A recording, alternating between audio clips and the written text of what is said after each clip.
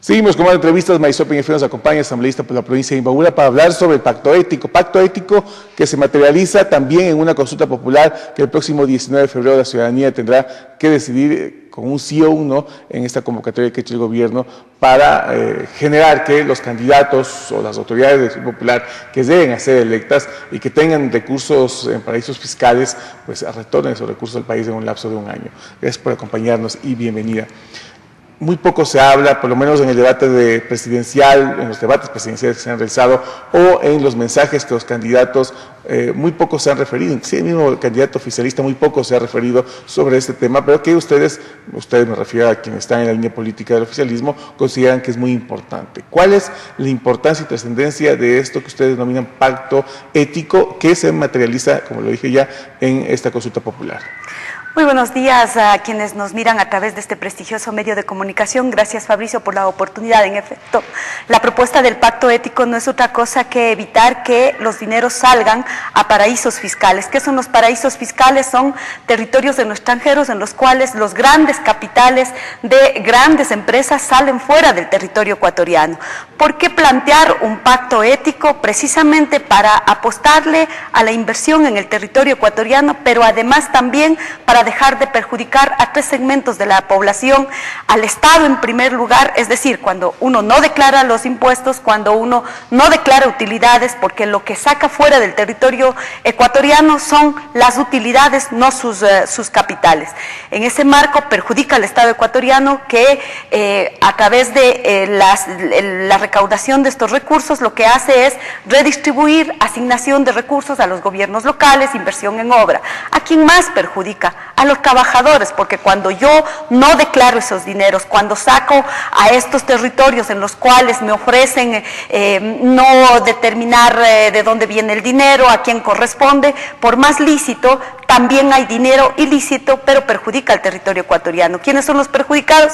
Los trabajadores, porque a quien entrego esas utilidades son a los trabajadores. Luego hay otro de los elementos fundamentales que es el tema de una competencia desleal, es decir, hay empresas que le apuestan a la inversión en el territorio ecuatoriano, hay empresas que declaran sus impuestos, hay empresas que cumplen con la ley, pero hay estas otras que no cumplen con la ley y que sacan el dinero fuera del territorio ecuatoriano. Por eso la necesidad de plantearnos un pacto ético que va mucho más allá de lo moral. Personalmente creo que es un tema también de cómo las grandes economías en los territorios también son susceptibles de estas formas para quebrar las economías en el territorio ecuatoriano. Sin embargo, no es un tema ilícito. Está en el derecho de que alguien, si no encuentra la estabilidad legal, los incentivos necesarios para invertir en el país, pues saca sus recursos al extranjero. No es un tema también de ilegalidad, es parte de esta opción personal de independencia, saber si invierto aquí o invierto en otra parte. Bueno, yo creo que el principio fundamental no solamente es el tema de lo lícito o lo ilícito. Cuando quienes le apuestan al territorio ecuatoriano, por ahí hay candidatos que dicen trabajar y que quieren llegar a la presidencia para apostarle al desarrollo económico del territorio ecuatoriano, y esos mismos candidatos tienen sus dineros fuera del territorio ecuatoriano. ¿Qué nos ofrecen las empresas, estas famosas empresas offshore? Nos ofrecen primero ocultar de dónde proviene ese dinero. Nos ofrecen no determinar a quién corresponde esos dineros. Antes del 2006, las normativas beneficiaban a estos grandes evasores, es decir, las formas más, diríamos, tradicionales de garantizar que esos dineros salgan, inclusive con la ley, era la evasión fiscal, la elusión fiscal, la triangulación de empresas. Por lo tanto, más allá de lo que se crea que es lícito, es el tema de ética, de cómo yo invierto. Si yo le apuesto al territorio ecuatoriano, la inversión en el territorio ecuatoriano, ¿cómo es que yo saco los dineros fuera del territorio ecuatoriano? ¿Quiénes sacan el dinero del territorio ecuatoriano? Usted, Fabricio, no ha acumulado grandes capitales, no tiene millones de millones para sacar fuera del territorio ecuatoriano. Son aquellos grandes empresarios, son aquellos grupos económicos que acumulan esa riqueza y lo que hacen es no redistribuir bajo un principio de equidad, y lo que hacen es sacar fuera del territorio ecuatoriano. Este caso, por eso la necesidad del pacto ético. De la República, con los recursos que ha ganado, sobre todo con el Banco de Pichincha, que ganó este juicio por daño moral, pues él compró su casa en Bélgica, él estaría también dentro de esa misma dinámica. Si confía en un país que ha mejorado su situación, ¿por qué invierte en otro país cuando podría haberlo invertido aquí mismo en el Ecuador? No voy a defender la postura del presidente de la República, que es legítimo. Solo le voy a decir, han significado sacar 30.000 millones de dólares fuera del territorio ecuatoriano. El proceso judicial que inició el presidente de la República por un acto antijurídico ilegal del Banco del Pichincha es un tema judicial que le resarcirá. Es parte del ejemplo en el cual estamos planteando igualmente este pacto ético. Cuando hablamos de invertir su derecho, si usted tiene su familia fuera del territorio ecuatoriano, ¿qué es lo que hace?